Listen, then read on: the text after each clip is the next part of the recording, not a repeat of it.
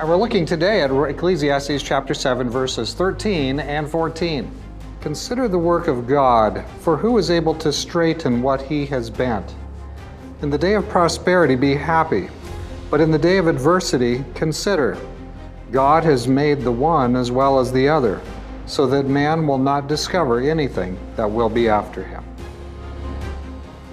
Ecclesiastes asks us, who can straighten out the things that God has bent? That's a pretty good question, isn't it? If God has set the universe in one way, how is it that you and I are going to unravel that or do it differently? How is that going to be? Well, it isn't going to be. It isn't going to be. You need to be ready. I need to be ready to adapt to the universe the way God made it. Today, there's a lot of people that are trying to bend things themselves. They're trying to take what God has made one way and they're trying to shift it and make it into something else.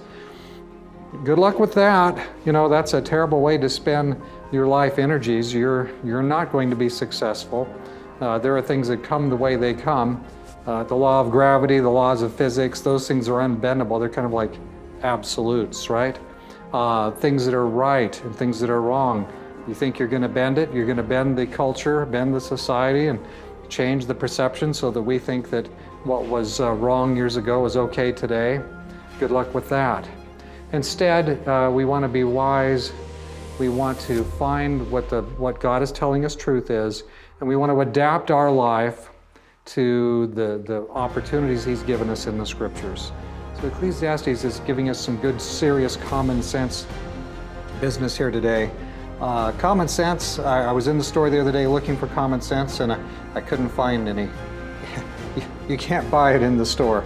If you want common sense, you need to go to the Scriptures, and God will give you that common sense. So let's, again, let God be God. Let's listen to His counsel for us, and we're going to come out way ahead every single time. So the day of adversity God has made. God gives us prosperity, and God gives us adversity. So God gives us both. And you know, each one kind of has its own kind of test in it for us. One place in the Psalms isn't that David says, Lord, please don't make me poor so that I steal and dishonor your name. And also, please don't make me rich so that I forget you. So there's a balance there, and God gives us prosperity, and He'll give us adversity. He'll allow things to come to us, but not anything that's enough to destroy us. 1 Corinthians 10:13 is that promise, right?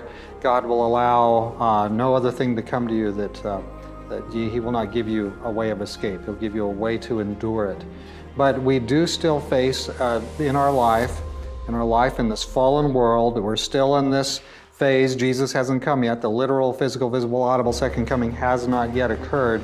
And so we still face a lot of rough pieces. And so that's okay. God has a plan for us. Take a deep breath and be following Jesus, and everything's going to come out. So there will be adversity. There will be prosperity. So let's take advantage of each piece and take what we can get from it. Prosperity is going to give us certain helps and blessings. Adversity, although in the moment you're like, oh, I don't see the help to this, but adversity will give us certain helps and blessings too. All right, let's put in a note here at verse 14. Yes. Days of prosperity and adversity, God made them both.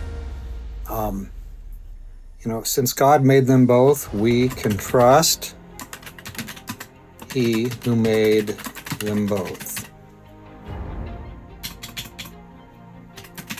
That's right.